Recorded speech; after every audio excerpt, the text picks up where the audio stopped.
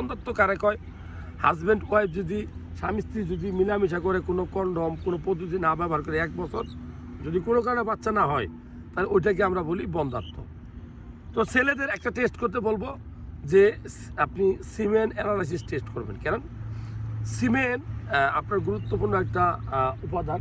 সিমেনে যে বীর্যের ভিতরে যে শুক্রাণু থাকে, যেটাকে আমরা স্পার্মাটোজোয়া বলি, এই স্পার্মাটোজোয়া এবং মেয়েদের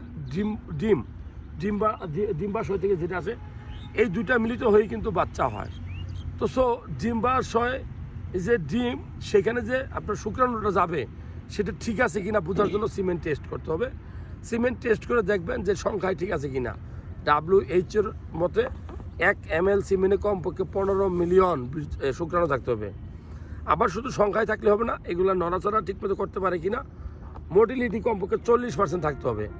আবার শুধু মোটিলিটি থাকলে হবে না, এগুলো স্ট্রাকচার গঠন ঠিক আছে কিনা, এটা 4%-এর উপরে ভালো থাকতে হবে। যাই হোক, শুক্রাণু টেস্ট করেই কিন্তু আপনি বুঝতে পারবেন আপনার বাবা হওয়ার সম্ভাবনাটা কতটুকু, অথবা কেন বাবা হইতে পারতেছেন না।